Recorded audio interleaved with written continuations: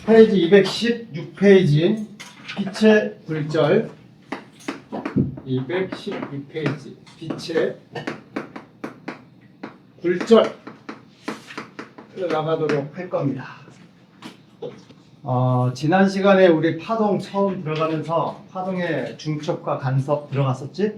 그러면서 교재에서 많이 언급되진 않았지만 우리 기본적으로 파동에 구성하는 몇 가지 요소들 다시 한번 상기해 보세요.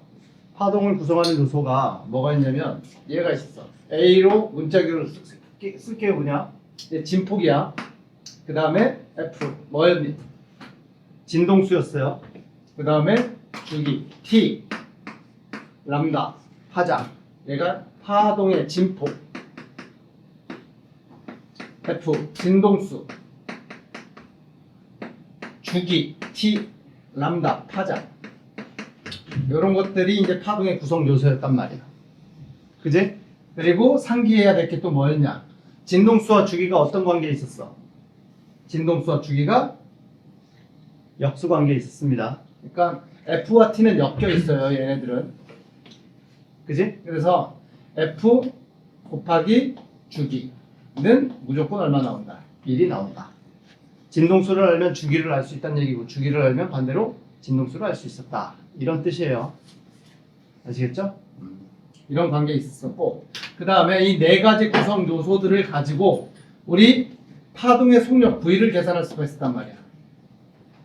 속력을 계산하는 식은 기본적으로 어떻게 계산하냐? 모르면 속력의 기본 개념을 생각하세요. 속력은 뭐 분의 뭐가 속력이야? 시간 분의 이동거리. 그러면 구성 요소 중에서 시간에 해당되는 게 누구야? 주기. 그 다음에 에너지의 이동거리에 해당되는 요소가 파장이에요. 람다. 아시겠죠? 그래서 파동의 속력은 시간분의 이동거리 파장. 이렇게 T분의 람다. 이렇게 계산할 수가 있다. 그리고 이 식은 T와 진동수는 주기와 진동수는 엮여 있다 그랬지. 역수 관계로. 그래서 얘 식은 다시 이렇게 쓸 수 있어. F 곱하기 람다. 이렇게 쓸 수 있어. 그래서 파동의 속력은 이렇게 쓸 수가 있습니다. 여기까지 기억나시죠? 자, 오늘 배울 내용은 뭐냐면 이거 기본적으로 알고 있어야 되고요. 오늘 배울 게 굴절에 대한 내용이에요. 굴절. 그러니까 빛의 굴절이라고 단어명이 쓰여져 있긴 한데 빛의 굴절 뿐만이 아니라 파동의 굴절에 대한 내용이에요. 아시겠죠? 일단 굴절이라고 하는 게 뭐냐? 얘 뜻은요. 파동의 진행 방향이 뭐 하는 현상이니? 진행 방향이 간단하게 얘기를 하자면 꺾이는 현상. 그지? 이걸 굴절이라고 얘기를 해요. 꺾이는 현상을 굴절이라고 얘기를 한다. 진행 방향이 바뀌는 현상을 굴절이라고 하는데 그러면 이런 걸 따져봐야지. 왜 꺾이냐? 왜 굴절이 일어나느냐? 이런 걸 따져봐야 돼. 본질을 우리 살펴봐야 될 거 아니야. 그죠? 우리 굴절 처음에 언제 배웠냐면 중학교 1학년 때 아마 배웠을 것 같아. 한참 오래전이긴 한데 우리가 빛에 대해서 처음 배운 게 중학교 1학년 때 빛 단원이 있었을 거예요. 기억은 잘 안 나겠지만 진행 방향이 왜 꺾이니? 속력 이게 파동이 굴절이 일어나는 이유는 뭐 때문이야? 기억이 안 나? 속력이 달라졌어요. 알겠어요? 굴절이 일어나는 이유는 속력이 달라져서다. 속력이 변하기 때문이다. 파동의 속력이 변해서다. 아시겠죠? 그러면 이 속력식 잠깐 보자. 파동의 속력식에서 V가 달라진다는 얘기는 T분의 람다로 계산되는 이 V 값이 달라진다는 얘기는 주기가 바뀌든가 아니면 뭐가 또 바뀔 수도 있어. 파장이 바뀔 수도 있겠지. 뭐 주기나 파장 둘 중에 하나라도 바뀌면 속력이 달라지게 됩니다. 아시겠죠? 그러면 속력이 달라진 이유는 왜 달라졌을까? 주기가 달라졌을까? 파장이 달라졌을까? 아니면 둘 다 달라졌을까? 이유는 파장이 달라졌기 때문에. 그러니까 여기서 속력이 변해서의 본질은 뭐 때문이냐면 기억을 할지 모르겠다. 내가 이 지난 시간에 파동의 속력을 계산하는 식은 속력을 계산하는 식이라 그랬지. 사실은 이 속력, 파동의 속력은 이미 정해져 있다 그랬어요. 뭐에 의해서? 매질에 의해서. 그렇지. 매질이 정해져 있으면 그 매질 내에서 진행하는 파동의 속력은 이미 정해져 있게 돼. 알겠니? 그러면 속력이 변해서라는 뜻은요. 뭐가 달라졌기 때문이겠니? 매질이 변해서야. 이 얘기는 매질의 변화 때문에 속력이 달라지게 됩니다. 매질의 변화면 속력이 달라지고 속력이 달라지면 꺾이게 된다. 이런 얘기예요. 대충 이해되시나요? 자, 그러면 예를 한번 들어보자. 이게 파동의 굴절을 설명하기에 뭐 적당한 예인지는 모르겠지만 여러분들의 이해를 돕기 위해서 여기 아스팔트, 여기가 모래. 아스팔트에서 다니던 자동차가 모래로 진입한다고 쳐요. 기본적으로 아스팔트에서 자동차의 속력이 빨라요? 모래로 들어갔을 때 속력이 빨라요? 아스팔트에서 빠르겠지? 모래로 들어가면 당연히 좀 느려지게 될 겁니다. 근데 자동차가 요번에 이렇게 들어가, 이렇게 진행 방향이 이렇게 들어간다고 상상을 해봐. 자동차가 이렇게 있고요. 바퀴가 4개의 바퀴가 이렇게 있어. 앞바퀴 2개, 뒷바퀴 2개 푸쉬 들어간다고 쳐봐. 그러면 얘네가 이렇게 들어가면 자동차가 이렇게 들어갈 때 뭐 바퀴가 1, 2, 3, 4 바퀴라고 쳐요. 제일 먼저 모래에 닿는 바퀴는 몇 번 바퀴야? 1번 바퀴겠지. 그러면 얘가 제일 먼저 모래에 닿으면 얘 바퀴 돌아가는 회전, 그러니까 모래에 막 파이면서 느려질 거란 말이야. 그러니까 점점 접근하게 되면 자동차의 앞바퀴 1번 바퀴가 이렇게 닿는 순간 축에 있어서 4번 바퀴는 여기 있단 말이야. 1번 바퀴는 모래에 들어갔어. 4번 바퀴는 아직 아스팔트에 있겠지. 얘는 느려. 근데 얘는 아직은 아스팔트에 빨라. 그러면 이 자동차가 어떻게 되겠니? 이렇게 가다가 좀 이렇게 꺾이게 되겠지. 꺾이면서 약간 이렇게 극단적으로 좀 그릴게요. 이 방향으로 꺾여 나가게 될 거예요. 이거에 이제 굴절이라고 생각을 할 수가 있게 된다는 얘기지. 그러니까 속력이 달라지는 매질이 만나게 되면, 매질이 달라지게 되면 속력이 달라지게 되고, 속력이 달라지면 꺾이는 현상이 일어날 수 있다. 이런 얘기야. 세연아, 무슨 얘기인지 알겠니?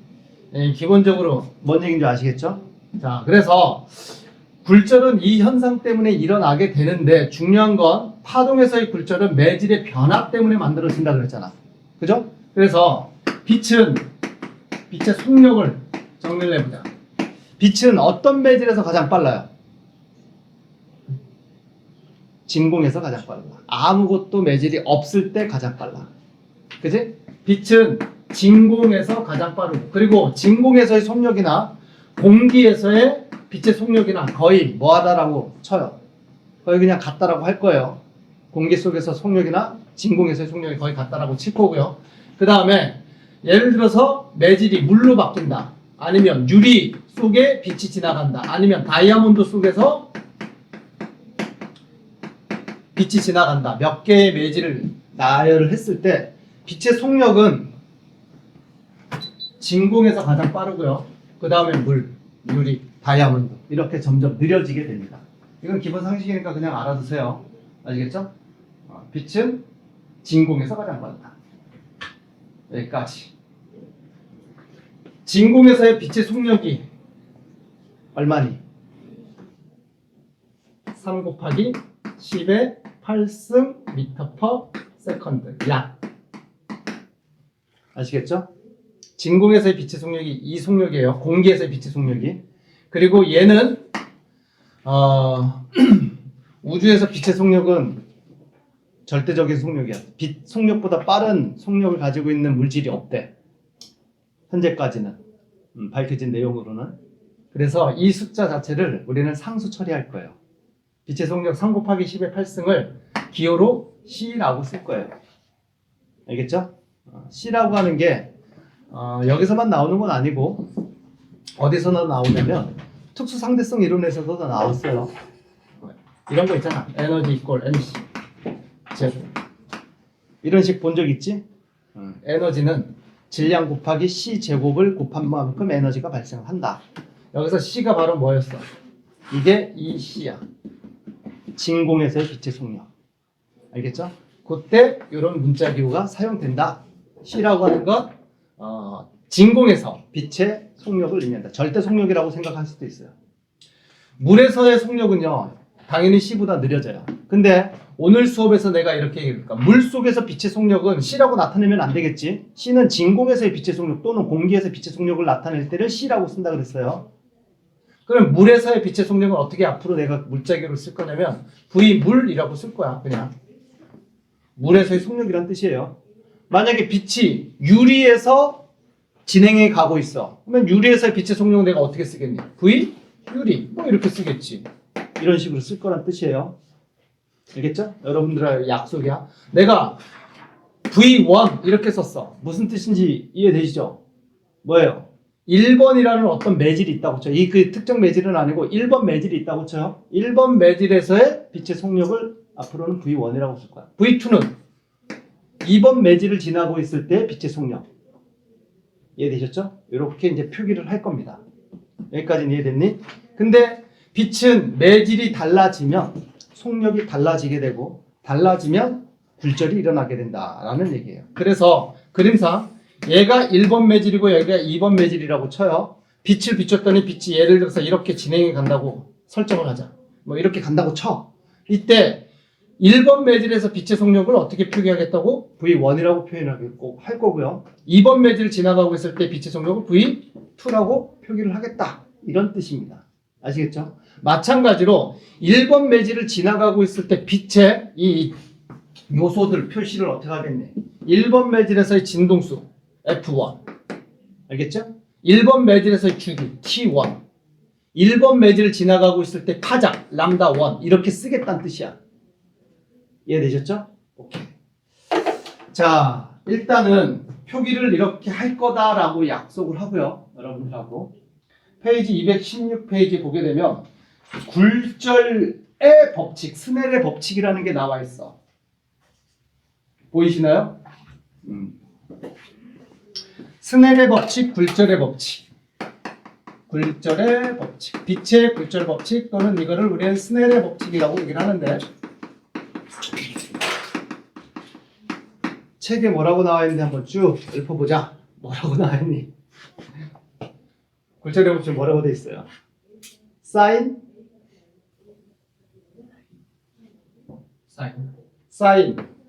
불러줘. R분의 사인 I는 V2분의 V 뭐? 1는 람다 2분의 람다 1과 같고 이 비율은 또 뭐와 같다고? N 1분의 N2와 같고 이거를 N 1, 2라고 쓴다고 나와 있나요? 이게 굴절의 법칙, 스넬의 법칙이라고 되어 있죠? 그죠? 외워. 지금 2분 드릴 테니까 굴절의 법칙, 스넬의 법칙은 암기하세요. 자, 봅시다. 사인 R분의 사인 I에서 일단 여러분들이 내가 암기를 하라고 했는데 R이 뭐였어? 사인은 뭐 사인, 코사인, 탄젠트 그 사인이에요. R이 뭐였니? 굴절각. 오케이. I는 입사각이라는 문자 귀엽고요. 굴절각, 입사각이 뭔지는 근데 아시나요? 살펴볼 거고요. V2 뭐라 그랬어 이거? 2번 매질을 지나고 있을 때 빛의 속력이란 뜻이지. V1 뭔 뜻이에요? 1번 매질을 지나고 있을 때 빛의 속력이란 뜻이에요. 람다 2, 람다 1 2번 매질에서의 파장, 1번 매질에서의 파장이란 뜻이고 N1, N2, N1이 뭐예요? 1번 매질의 굴절률이란 뜻이야. N 문자기호가 매질의 굴절률인데 1번 매질의 굴절률이란 뜻이고 N2, 2번 매질의 굴절률이란 뜻이에요. 아시겠죠? 그리고 그 N1분의 N2를 이렇게 쓰겠다는 뜻이에요. N12라고 쓰겠다. 이런 표현입니다. 아시겠죠? 자, 여기서 그러면 모르는 개념이 나오잖아. 뭐를 모르는 개념이 나와? 굴절. 일단 입사각, 굴절각이 뭔지는 아세요? 자, 우리가 입사각, 그 다음에 굴절각. 뭐 각도 중에 반사각 등 이런 각도가 있단 말이야. 입사각, 굴절각, 반사각. 이거 어떻게 정의를 내리냐. 매질의 경계면이 이렇게 있다고 쳐요. 1번 매질, 2번 매질이 있다고 치고요. 빛을 비췄더니 예를 들어서 빛의 진행 방향이 이렇게 간다고 칩시다. 현재 이 현상은 빛의 무슨 현상을 그린 거야? 오늘 배우려고 하는 굴절을 그린 거예요. 그런데 경계면이 있을 때 이 경계면에선 반드시 뭐도 일어나냐면 반사도 일어나요. 물론 교재에서는 굴절에 집중하기 때문에 굴절만 이제 그려놓긴 했는데 이 경계면에서 뭐도 일어나냐면 반사도 일어납니다. 아시겠죠? 경계면에서는 굴절과 반사, 오히려 반사는 반드시 일어나고 굴절은 일어날 수도 있고 일어나지 않을 수도 있어요. 아시겠죠? 어쨌든 이렇게 되는데 여기서 입사각, 굴절각, 반사각이 어디를 지칭하는 말이야? 자, 요 각이 입사각인가요? 요 각이 굴절각인가요? 요 각이 반사각인가요? 자, 입사각, 굴절각, 반사각은요. 실수할 수 있으니까 잘 보세요. 이 각들은 싹 다 뭐와 빛의 진행 방향이 이루는 각이냐면 법선과 빛의 진행 방향이 이루는 각을 의미해요. 법선과 진행 방향이 이루는 각. 그러면 법선이 뭔지 알아야 되겠지, 법선? 여기서 얘기하는 법선이란 이런 거예요. 경계면에 수직한 선. 얘를 법선이라고 얘기를 하는 거야. 경계면에 수직한 선. 또는 경계면, 순간 경계면은 우린 접선이라고도 표현할 수가 있는데, 뭐 접선의 수직한 선. 야, 법선은 수학 용어로도 사용하지 않나? 그지? 수학 용어에서 그래프에서 법선 이런 거 얘기를 하잖아. 얘기 안 하나? 여기서 그러면 법선은 어디니? 경계면에 수직한 선을, 가상의 선을 그린다. 여기서 예를 들어서 이런 얘기지. 요게 법선이야. 요게 법선입니다. 경계면에, 이게 경계면이잖아. 1번, 2번의 경계면. 경계면에 수직한 선. 요걸 법선이라고 얘기를 하고, 그러면 입사각은 어디냐?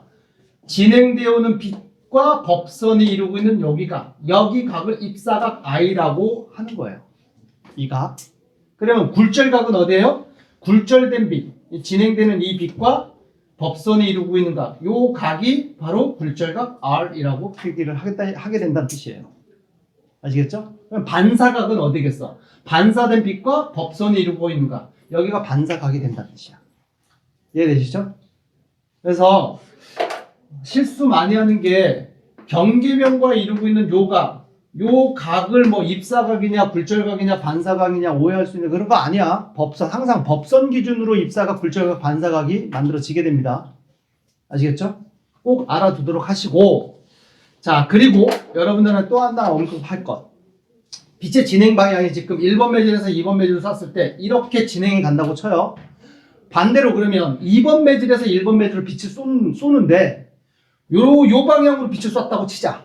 요 방향으로 빛을 쐈어요. 그럼 빛 어떻게 가는 줄 아세요? 역진 현상의 원리라 그래서 똑같은 경로로 빛은 나아가게 됩니다. 아시겠죠? 매질의 종류는 그대로 1번 매질은 1번 매질, 2번 매질은 2번 매질 그대로 냅두고 빛을 반대 방향으로 쏘게 되면 똑같은 경로를 따라서 날아가게 돼. 아시겠죠? 그러면 이때는 봐봐. 이렇게 빛을 쐈어. 그러면 이때는 이 각이 무슨 각이 돼? 요 각이 입사각 I가 되는 거야. 이때는 여기서 입사를 시켰으니까. 그리고 요 각도 자체가 얘 각이 무슨 각이 되는 거야? 굴절각 R이 되겠지. 요때는 요 각이 굴절각 R이 되는 거예요. 그리고 반사각은 여기서 이때 반사는 이렇게 반사가 됩니다. 경계면에서 반사 일어난다 그랬잖아. 입사각과 반사각은 무조건 같아요. 알겠죠? 뭐 이런 현상이 일어나게 된다는 뜻이야. 여기까지는 이해되셨나요? 이 얘기 왜 하냐면 이것 때문에 하는 거야. 자, 굴절의 법칙 잠깐 보자. 굴절의 법칙이 sin R분의 sin I로 일단은 시작을 했어. 그지? 근데 내가 외운 게 살짝 이 굴절의 법칙 내가 외우라고 했는데 사실은 외우지 말라고 하려고 외우라고 한 거야. 자, 만약에 내가 암기한 게 사인 i분의 사인 r을 썼어. 이렇게 써도 굴절의 법칙은 성립해야 될까 안 해야 될까? 성립해야 돼. 만약에 사인 i분의 r이라고 썼어. 외운 게 오류가 발생해서 r분의 i로 외웠어야 되는데 i분의 r로 외웠어. 그래도 상관없다는 뜻이야. 이렇게 쓰면 이 뒤에는 뭐가 나와야 되니? 그대로 하게 되면 v 뭐분의 v 뭐가 나와야 돼? v 1분의 v 2가 나와야 되고 람다 1분의 람다 2가 나와야 되고 n 2분의 n 1이 나와야 되고 n 이걸 2, 1이라고 쓰는 거예요. 이렇게 하는 건데 헷갈려 막. 아이, 왜 그러냐면 내가 하려고 하는 얘기는 이거야. 빛을 1번에서 2번으로 쐈느냐 2번에서 1번으로 쐈느냐에 따라서 이 각도가 똑같은 각도인데 어느 경우에 이게 무슨 각이 되고 입사각이 되고 어떤 경우에는 이 각이 무슨 각이 돼? 굴절각으로 불려지게 되잖아. 어느 방향으로 쏘느냐에 따라서 입사각이었던 게 굴절각이 되고 굴절각이었던 게 입사각으로 바뀌게 되는 거 아니야. 그지? 헷갈린다고. 그래서 여러분들한테 내가 얘기를 하는 건 뭐냐면 1번에서 2번으로 쐈어. 2번에서 1번으로 쐈어. 그때 곱선과 이루는 각이고 각이 만들어졌어. 이 각을 입사각이다 굴절각이다 그 개념은 알아두되 얘 표기를 이렇게 하자. 세타 1. 아시겠죠? 여기 표기는 어떻게 할 거야? 세타 2라고 표기할 거야. 이러면 이게 입사각이냐 굴절각이냐에 관계없이 응? 세타 2라는 의미는 뭐겠니? 2번 매질에서 만들어진 각도란 뜻이에요. 세타 1은 1번 매질에서 만들어진 각도란 뜻이에요.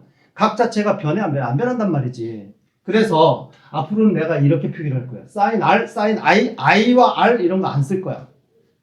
알겠니? 그러면 굴절의 법칙이라는 식이 어떻게 바뀌게 되냐면 이렇게 되는 거야. 사인 세타 1분의 사인 세타 2라고 쓰자. 이게 입사각, 굴절각 이런 거 의미 없어요. 사인 세타 1분의 사인 세타 2라고 썼어. 그러면 V 뭐가 나와야 되냐? V 1분의 V 2가 나와야 돼. 람다 1분의 람다 2가 나와야 되고요. 이게 N2분의 N1 이렇게 나오게 돼. 만약에 내가 잘못 써가지고 잘못은 아니지만 세타 2분의 사인 세타 1이라고 썼어. 이 위아래를 바꿨어. 여기 숫자 1이잖아? 그러면 V2분의 V1, 2. 그냥 이렇게 가면 되는 거야. 아시겠어요? 람다 2분의 람다 1 이렇게 가면 되는 거고 n만 바뀌면 돼. 이게 굴절의 법칙이다. 알겠니? 얘 분모에 굴절각이 들어가야 될지 입사각이 들어갈지 고민 안 해도 된다고. 아시겠죠? 자, 일단은 그래서 스넬의 법칙, 굴절의 법칙은 이렇게 암기를 하는데 또 모르는 거 있잖아. 개념 모르는 거. 혜진아 뭐 모르니? 문자 기호 중에서 세타 1, 세타 2가 이제 뭘 얘기를 하는지 이제 알겠고 입사각, 굴절각, 반사각의 개념도 일단은 알겠고 모르는 문자가 뭐 있어?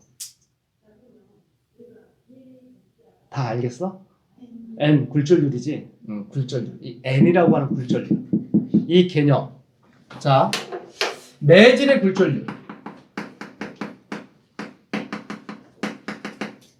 문자 기호로 N이라고 표기가 되는데 이 굴절률이라는 개념이 도대체 뭐냐? 말 그대로 굴절이 되는 비율을 나타낸 값이야. 굴절이 되는 비율을 나타낸 값. 알겠어요? 그러니까 진공에서 기본 진공에서 어떤 1번 매질로 들어갈 때 얼마나 굴절되느냐, 진공에서 2번 매질로 들어갈 때 얼마나 굴절되느냐, 그 값을 따진 걸 우린 굴절률이라고 얘기를 한단 말이야. 예를 들어서 느낌 한번 받아봐.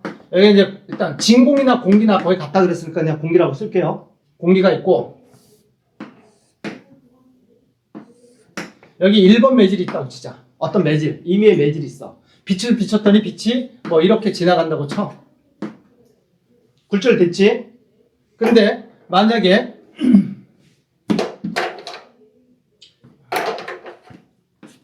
여기 있는 매질을 2번 매질로 바꿨어. 한꺼번에 같이 그리려고 그래요. 2번 매질로 바꿨어. 똑같은 각도로 빛을 비췄더니 요번에 이렇게 빛이 가더래. 예를 들어서 이렇게 간다고 쳐. 알겠죠? 직관적인 느낌이에요. 1번 매질일 때 많이 꺾인 거야? 2번 매질일 때 많이 꺾인 거야? 2번 매질일 때 많이 꺾였다라는 게 직관적으로 보이잖아.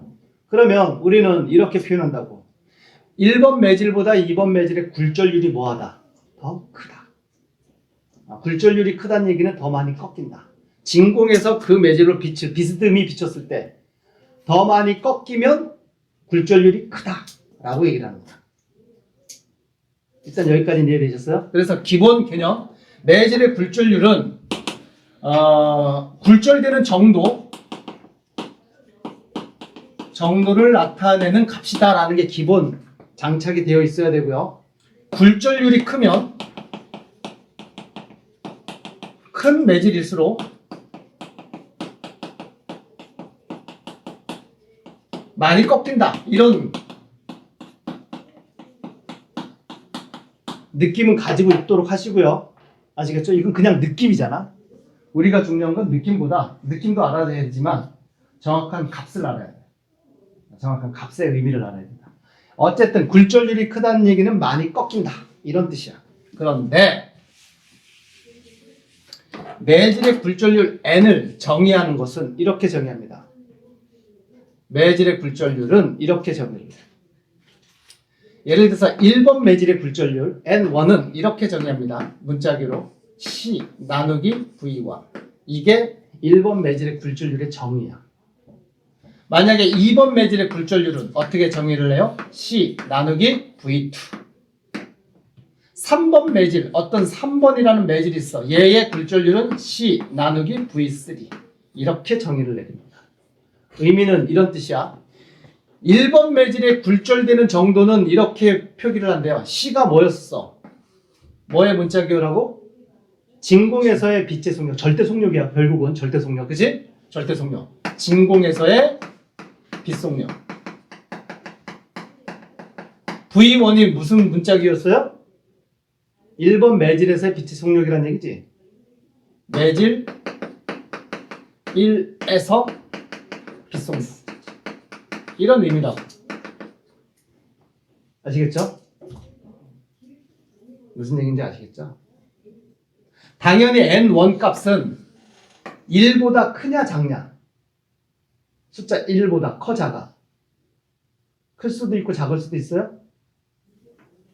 어때? 이 N1 값은 1보다 클 수도 있고 작을 수도 있고 뭐 그때그때 달라지나? 무조건 1보다 뭐 해야 돼? 커야 돼. 왜? 이게 절대 속력이라고 그랬잖아. 가장 빛이 빠른 속력이라고. 1번 매질을 지나가고 있을 때 빛의 속력은 무조건 진공에서의 빛의 속력보다는 뭐 할 수뿐이 없어? 느릴 수뿐이 없어요. 아시겠어요? 빛은 어디서 가장 빠르다고? 진공에서 가장 빠르다고. 분자에 이미 가장 빠른 속력이 들어가 있다고. 분모는 당연히 이 속력보다는 C값보다는 무조건 뭐 할 수뿐이 없어? 작을 수뿐이 없다고. 이해되시죠? 그래서 N1은 무조건 1보다 크거나 같을 수뿐이 없다. N2도 마찬가지고 N3도 마찬가지야. 만약에 매질이 진공인 경우에는 어떤가요? 진공도 굴절률이라는 개념을 쓸 수 있나요? 쓸 수 있어. 만약에 N 진공이라고 써보자. N 진공. 뜻은 뭐예요? 진공의 굴절률이란 뜻이지. 그러면 개념 자체는 C 나누기 이렇게 써야 될 거 아니야. 진공에서의 빛의 속력. 근데 진공에서의 빛의 속력이 얼마야? C잖아. 그래서 얼마가 돼? 1. 진공의 굴절률은 얼마다? 1이다. 공기의 굴절률은 얼마야? 그냥 1로 본다. 진공에서나 공기나 빛의 속력은 동일하다고 볼 거니까. 아시겠죠? 그래서 모든 매질의 굴절률 N 값은 무조건 1보다 뭐 하다는 얘기야? 커야 된다. 같거나 커야 된다. 무조건. 당연한 말이에요. 이해되셨죠? 자.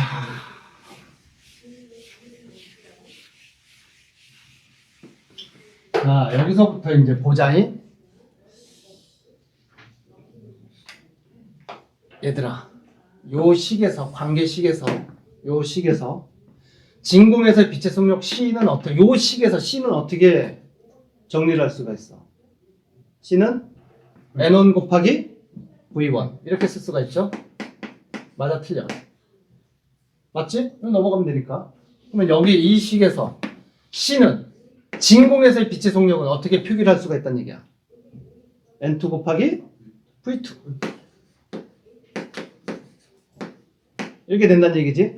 또는 N3 곱하기 V3를 곱했어. 그럼 이건 뭐가 돼야 돼? 진공에서의 빛의 속력 C가 나와야 되겠지? 이런 식으로 N 6 곱하기 V6 곱하면 이거 뭐 나와야 된다고? C가 나와야 된다. 이런 얘기야. 아시겠어요? 그러면 N1 곱하기 V1 곱한 값하고 N2 곱하기 V2 곱한 값은 어때야 된다는 얘기야? C라는 값으로 같아야 된다는 얘기지. 그치? 이게 굴절의 법칙. 여러분들한테 외우라고 2분 시간 준 거 외울 필요가 없다는 뜻이야. 자, 봐. 뭔 말이냐? 굴절률에 대해 굴절률이라고 하는 개념에서 우리는 어떤 식들을 정리를 했냐면 그 매질의 굴절률에다가 그 매질의 빛의 속력을 곱한 값은 굴절률에다가 매질에서의 속력을 빛의 속력을 곱한 값은 뭘로 나타나야 된다. 진공에서의 빛의 속력 절대값 C 값으로 나타나야 된다는 뜻이야. 그래서 이런 식이 만들어져. N1 곱하기 V1은 N2 곱하기 V2와 뭐 해야 된다는 얘기야. 같아야 된다. 물론 더 쓸 수 있어요. N3 곱하기 V3 뭐 이런 식으로 쓸 수가 있고 얘 건너뛰어서 바로 N1 곱하기 V1은 N3 곱하기 V3와 같다. 이게 당연한 말이 되겠지. 여기까지 이제 이해되셨죠? 자, 그래서 N1 V1은 N2 V2와 같다. 일단 여기까지는 이해는 됐어요. 그러면 얘를 비율을 써보자. N1분의 N2라고 썼어 내가. 이거 뭐 나와야 돼?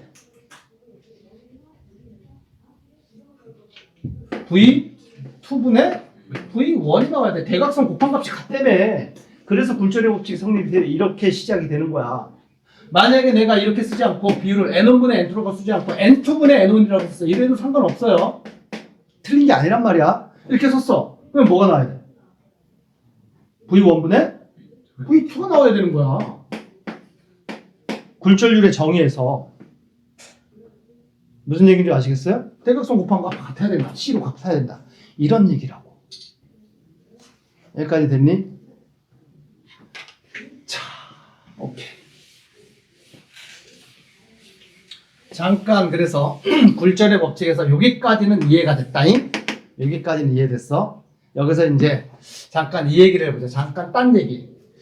우리가 파동 처음 얘기를 하면서 이런 얘기를 했어요. 파동에 의해서 나타나는 현상들이 몇 가지가 있다 그랬어요. 뭐 반사도 있고 뭐도 있니? 굴절도 있고 지난 시간에 배웠던 간섭 현상도 있고 그 다음에 회절 현상도 있다. 이런 거 갖다 언급을 했단 말이야. 간섭에 대해서 지난 시간에 배웠고요. 자, 파동에 의해서 나타나는 현상이 반사, 굴절, 간섭, 회절이 있단 말이야. 이때 간섭과 회절은 일단은 이런 현상은 뭐에서만 나타나는 거냐면 이건 파동에서만 나타나. 반사와 굴절은 파동에서도 나타나고 입자라고 하는 물질에서도 나타나는 거일 수도 있어요. 그러면서 그런 얘기했지. 테니스공 벽에다 던지면 막 튀어나온다고. 반사라고 생각할 수 있다고. 물질도 반사할 수 있다고. 그래서 반사와 굴절은 입자에서도 반사 굴절이 일어날 수가 있어요. 근데 간섭과 회절이라는 현상은 무조건 파동일 때만 나타날 수 있어. 여기까지는 정리가 돼야 되고요. 그 다음에 파동의 요소가 뭐가 있었어? 진폭이 있었고 뭐 있었니?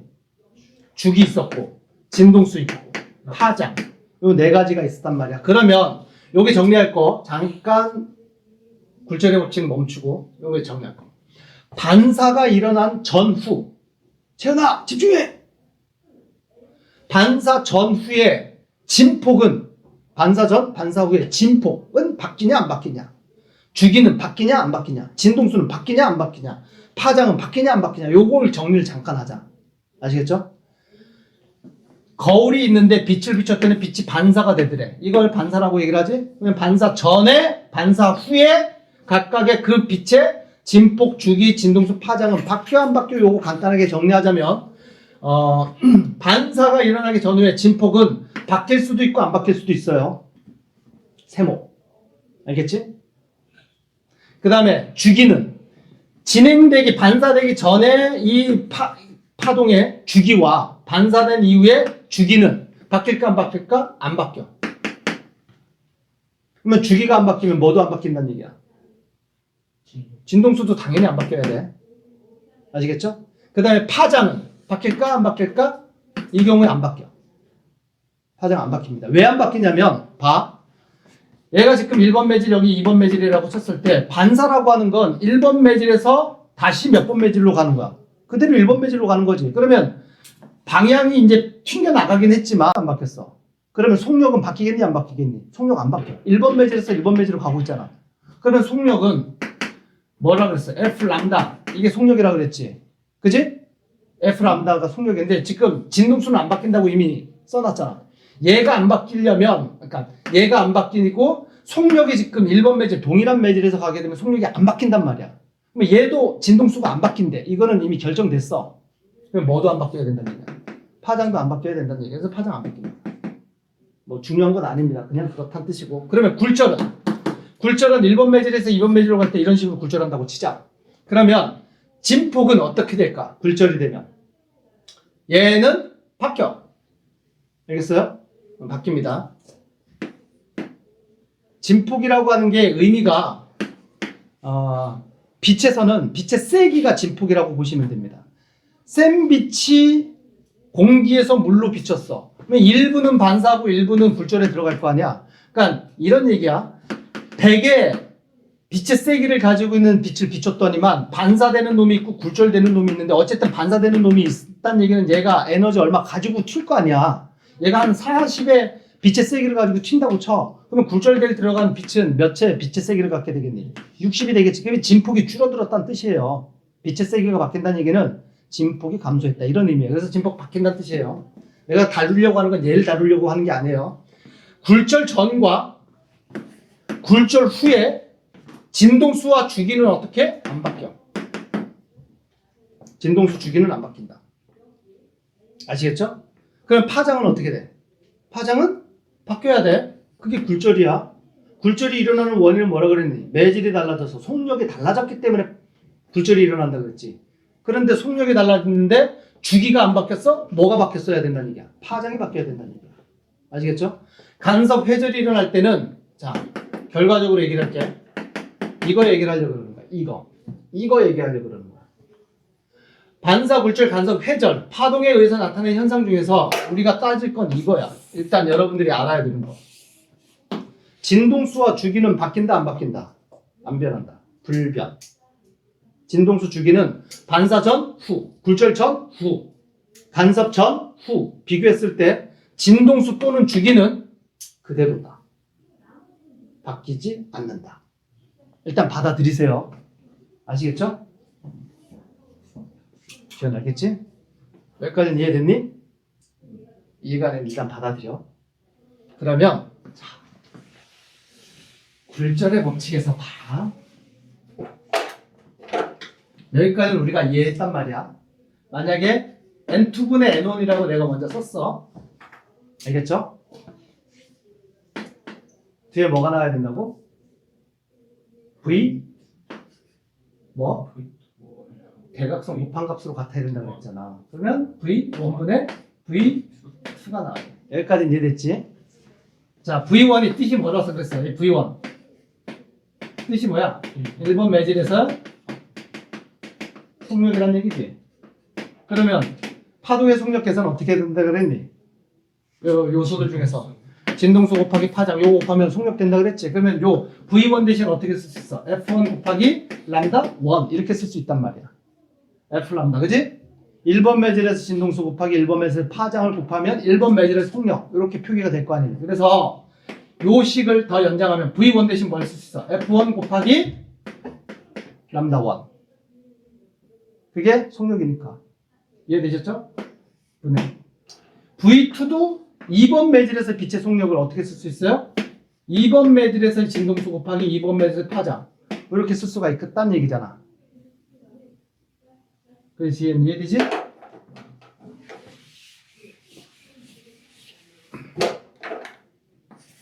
여기 1번 매질, 2번 매질 있을 때 빛이 예를 들어서 이렇게 가고 있다고 치고요. 문자 기호가 1번 매질에서 사용되는 문자 기호가 진동수, 주기, 파장, 속력 이렇게 쓸 거라고. N1 1번 매질에 뭐 굴절률까지. 그러면 2번 매질에서의 요소들은 각각 어떻게 써? F2, 람다 2, 그지? T2, V2, N2를 2번 매질에서 사용되는 문자 기호들이란 말이지. 여기까지 이해되셨죠? 그래서 이렇게 쓸 수가 있다는 얘기예요.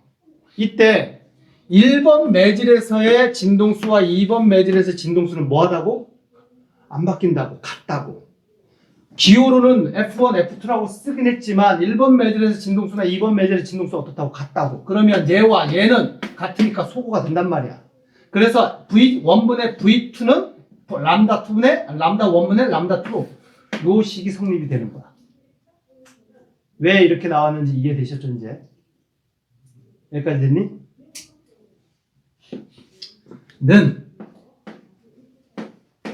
사인 세타 1분의 사인 세타 2다. 얘가 이렇게 어떻게 넘어가느냐가 우리 교재에서는 안 나와 있단 말이야. 여기서 세타 1과 세타 2는 어딜 얘기를 하는 거라고? 항상 법선 그려야 된다 그랬어. 법선 그렸을 때 요각 1번 매질에서 만든 각을 요걸 세타 1이라고 얘기를 하고 2번 매질에서 만들어진 각들 얘를 세타 2라고 한다고. 입사각, 굴절각 이런 거 안 쓸 거라고. 그냥 세타 1, 세타 2라고 쓰는 게 훨씬 더 편하고 익숙하게 받아들일 수 있다고.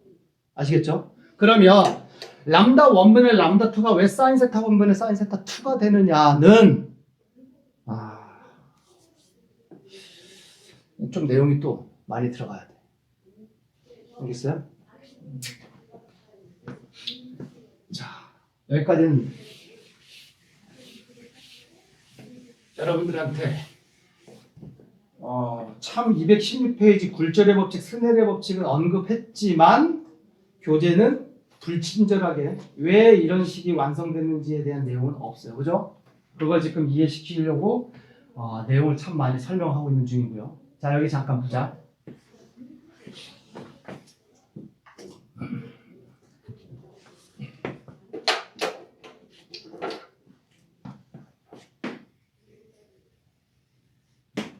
이렇게 파동이 진행해 간다고 쳐요. 아시겠죠? 여기서 약간 입체적으로 단면으로 그리지 말고 입체적으로 좀 그릴게요.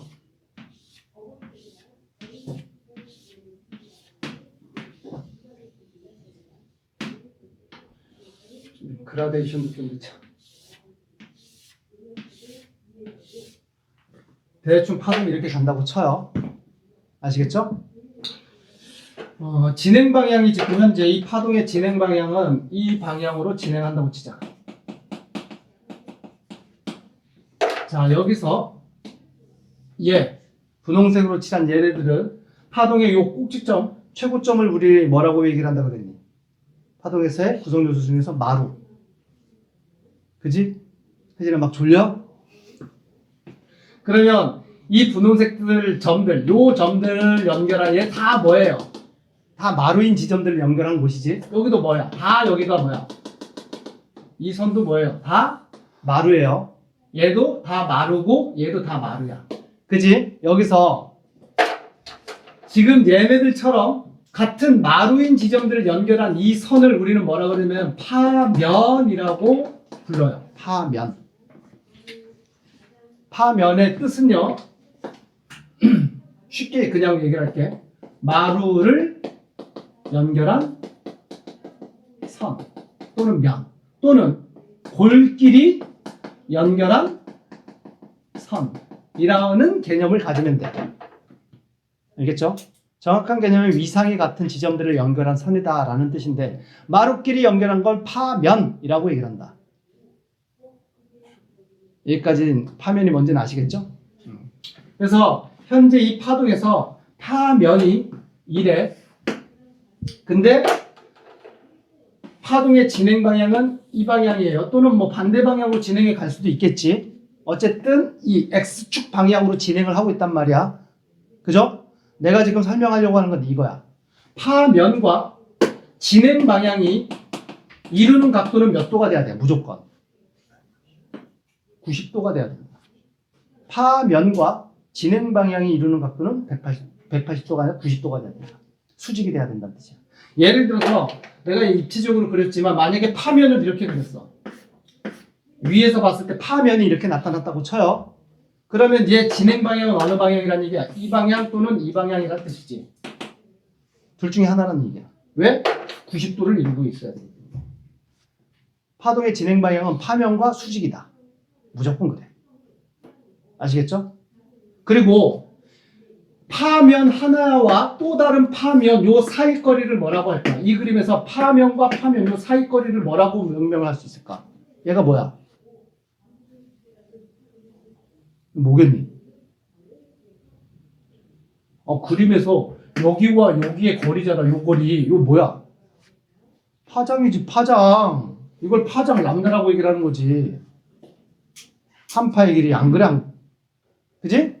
파면서부터 파면까지 하나의 길이를 우리는 파장, 이 파동의 파장이라고 얘기한다고.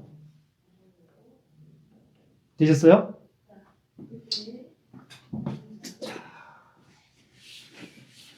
봐봐. 여러분들 A4 용지를 드리고 그 다음에 오늘 뭐 필기할 거 준비하라고 했던 이유가 그림 그리라고 하려고 그랬던 거예요.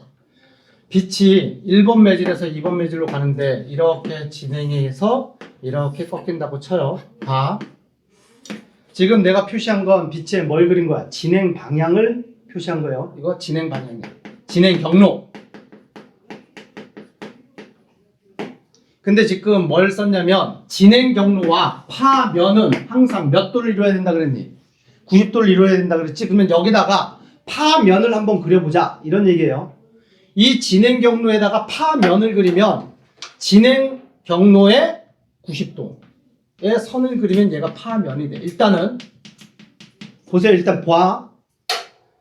보고 나중에 따라 그리세요. 요게 1번 매질 이제 파면 그린 거예요. 근데 파면이 여기서 하나만 있는 게 아니라 이렇게 여러 개의 파면을 그려줘야 될 거 아니야. 대충 내가 그릴 거야. 한번 이 정도.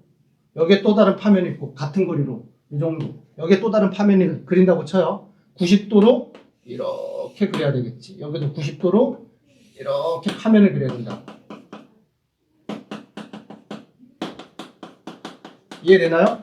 90도로 파면을 그려야 돼. 그러면 2번 매질에서도 파면을 그려줘야 되는데 2번 매질에서 파면을 어떻게 그려야 돼?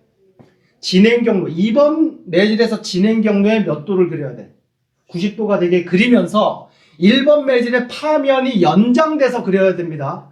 예를 들어서 2번 매질에 파면을 그리는데 파면을 여기다가 이렇게 그리면 안 돼. 뚝 끊기면 안 된다는 뜻이에요. 파면은 연장돼 있어야 돼. 아시겠죠?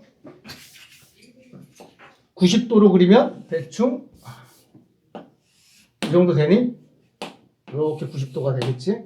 얘도 요거에 나란하게 이렇게 대충 이 정도로 그림이 그려질 것 같아요. 얘도 이렇게. 이해되셨어요? 돼, 안 돼? 자, 빛의 진행이 이렇게 됐어. 여기 90도로, 여기서 90도로 이렇게. 빛 두 줄기 그린 겁니다. 여기까지는 이해되니? 참 어렵다. 이때 여기서부터 여기까지 거리를 뭐라 그런다고? 파장. 1번 매질의 파장 람다 1이라고 쓴다고.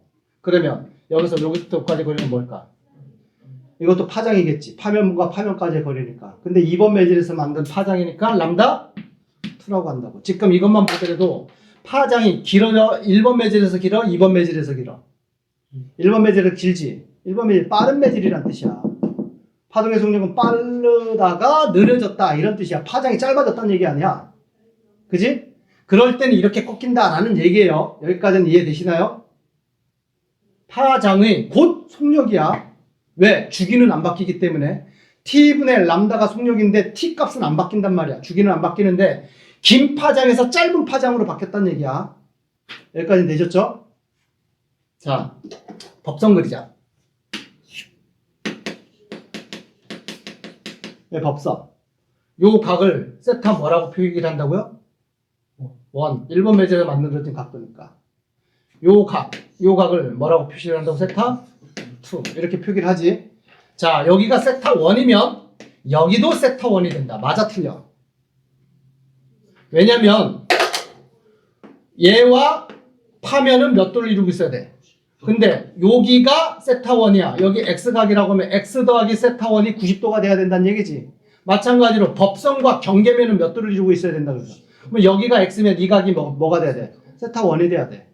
아시겠죠? 얘가 세타 2면 법성과 이루는 여기 각이 세타 2면 여기가 세타 2가 됩니다. 요 삼각형의 여기가. 마찬가지로 여기를 점각이라고 한다면 세타 2 요 각과 점각 요거 더하면 90도 돼야 되겠지. 근데 얘 삼각형 자체가 여기가 직각 삼각형이에요. 그러면 여기가 점각이면 여기는 당연히 세타 2가 돼야 된다는 뜻이에요.